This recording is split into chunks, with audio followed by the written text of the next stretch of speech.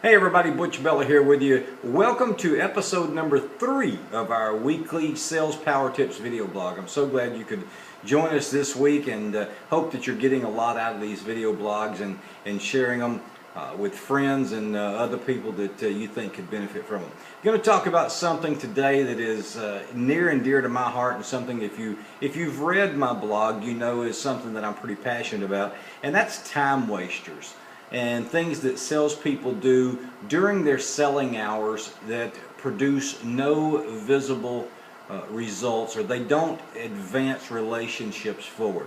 I believe that during your selling hours, now your selling hours could be determined totally different than someone else's. If you're in the real estate business, your selling hours may be the weekend after 5 p.m. when people can look at houses. If you're in the automotive business, your selling hours are obviously different. But let's talk about the 8 to 5, 9 to 5 type just for as an example today. If those are your selling hours have to match your buyer's buying hours. So you're going to have to think of it in terms of that to start with. If you sell food service items, how many times have you seen a restaurant that says no deliveries or sales calls between 11 and 2 or something like that? Those are not sales hours. So we're talking about truly hours where you could call on a prospect or work with a client to advance the relationship and ultimately produce more revenue for you and your company. The first biggest time waster we're going to talk about, social media. We're on it right now. I happen to be recording this in a non-selling hour for me. If you follow me on Twitter at Sales Power Tips, you know that you see a lot of tweets come from me throughout the day. I'm going to kind of pull the curtain back out a little bit and let you in on a little bit of a secret. Those are all pre-scheduled. I spend non-selling hours, or if I have some dead time between appointments, I can schedule tweets. If I have time in the evening, I schedule tweets, and sometimes I take a couple of hours on the weekend and schedule tweets. Those tweets are all scheduled in advance, other than ones that I feel are pertinent at the time and I have an opportunity to do so. Same way with Facebook status updates throughout the day on our Facebook fan page. Those are all scheduled in advance. So even though I'm talking about social media, what I'm talking about is if you're at your desk, shut Facebook down, shut these things down, and pay attention to your work and really think about advancing your sales, taking a prospect that you've been working with. What's it going to take to move them to the next step in the sales process? Hard to do? Absolutely. We're addicted to social media these days. Was in church this past week.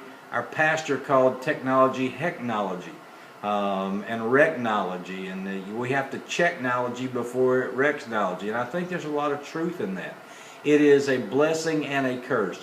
Use it for a positive, but be very, very wary of it stealing, literally stealing your time. The other thing that I want to talk about are non-selling tasks. These I define simply as anything that's not advancing that relationship forward. Save busy work and paperwork till before work or after work. I always encourage people, get to work 10 minutes early. In that extra 10 minutes, get yourself and your materials ready for that day's work. Don't spend your selling hours on non-selling tasks.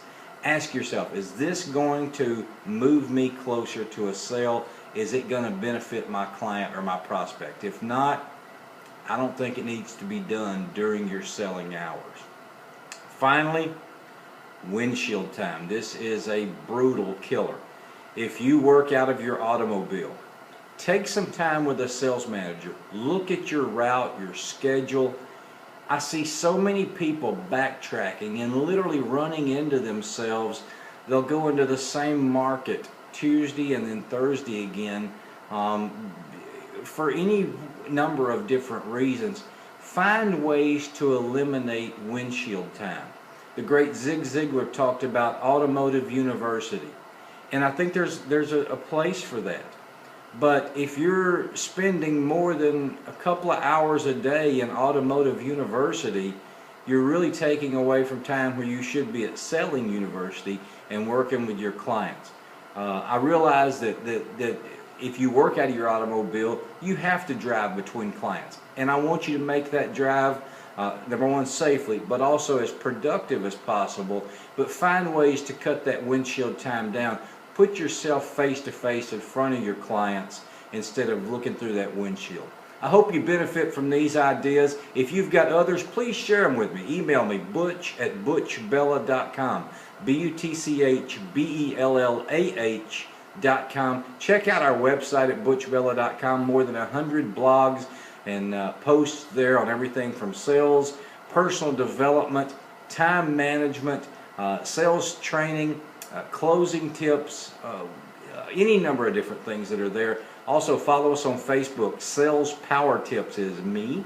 And my Facebook fan page. We'd love to have you come join us there. Go to Facebook, look for Butch Bella Coaching. I'll see you next time.